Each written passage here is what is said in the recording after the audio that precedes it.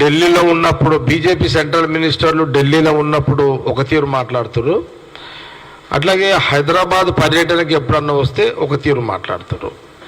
కిషన్ రెడ్డి గారు బీజేపీ ప్రభుత్వం central minister, state BJP president, హైదరాబాద్లో ఉంటే ఒక తీరు మాట్లాడుతుండు, ఢిల్లీ పోతే ఒక స్టేట్మెంట్ ఇస్తుండు. నేను అనుకుంటే కిషన్ రెడ్డి గారికి ఇక్కడ హైదరాబాద్లో ఏదైనా ప్రెస్ మీట్లో కానీ ఏదైనా సభలో మాట్లాడినప్పుడు ఇక్కడ అధికారంలో ఉన్న కాంగ్రెస్ పార్టీ మీద ఏదో ఒక నింద వేయాలి, ఏదో ఒక అపనింద వేయాలి. వచ్చే పార్లమెంట్ ఎన్నికల్లో ఇక్కడ కాంగ్రెస్ ప్రజలందరూ కూడా, తెలంగాణ ప్రజలందరూ కూడా ఇక్కడ తెలంగాణలో కాంగ్రెస్కి 10 నుంచి 14 సీట్లు ప్రజలు ఓటేసే పరిస్థితి కనబడుతున్నది తెలంగాణలో కాంగ్రెస్కి అని ఒక అనుమానంతో బీజేపీ సెంట్రల్ మినిస్టర్, రాష్ట్ర ప్రెసిడెంట్ కిషన్ రెడ్డి గారు ఏదో రకంగా కాంగ్రెస్ ప్రభుత్వాన్ని, తెలంగాణలో కాంగ్రెస్ పార్టీని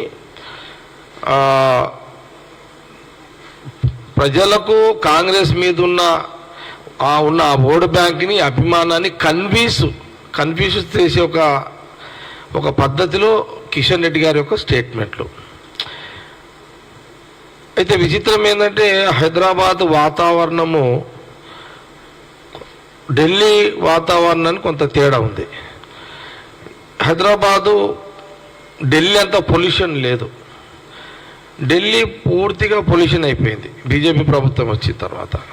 ఢిల్లీ ప్రాంతం అంతా కూడా కాంగ్రెస్ అధికారం వచ్చిన తర్వాత ఇక్కడ అంతా పొల్యూషన్. అంటే గతంలో ఎట్లయితే 9 ఏళ్ల కాలంలో కొన్ని సందర్భాల్లో బీఆర్ఎస్, బీజేపీ కొన్ని సందర్భాల్లో రాజకీయంగా కలయికలు కనబడ్డాయి, కొన్ని సంవత్సరాలు కనబడ్డాయి, కొన్ని సంవత్సరాలు వ్యతిరేకించుకున్నాయి. కాంగ్రెస్ పార్టీ అధికారంలోకి వచ్చిన తర్వాత హైదరాబాదు రాజధానిలో ఫ్రెష్ ఎయిర్ ఉంది, ఇక్కడ పొల్యూషన్ లేదు ఇప్పుడు ఇక్కడ. అప్పుడు వాళ్ళిద్దరూ కలిసి రాజకీయ ప్రయాణం చేసినప్పుడు బీజేపీ, టీఆర్ఎస్, నేను ఎందుకు ప్రయాణం చేసిరు అంటున్నంటే మనందరూ కూడా తెలుసు, మీడియాకి తెలుసు, అందరూ తెలంగాణ ప్రజలందరూ కూడా తెలుసు.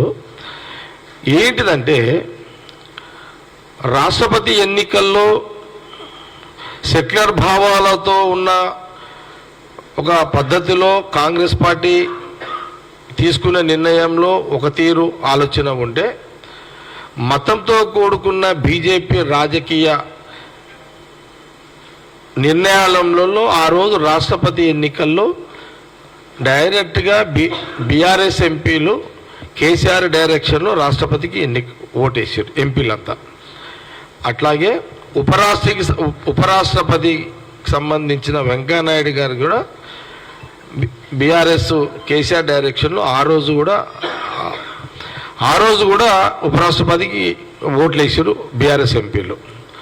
అట్లాగే 1000 రూపాయల నోటు రద్దయ్యేటప్పుడు కూడా కేసీఆర్ గారు ప్రధానమంత్రి మోడీ తీసుకున్న నిర్ణయము అని సమర్థించిండు. అట్లాగే ఈ చట్టాలు, నల్ల చట్టాల సందర్భంలో కూడా మొదటిసారి మోడీ యొక్క నిర్ణయాన్ని సమర్థించిండు.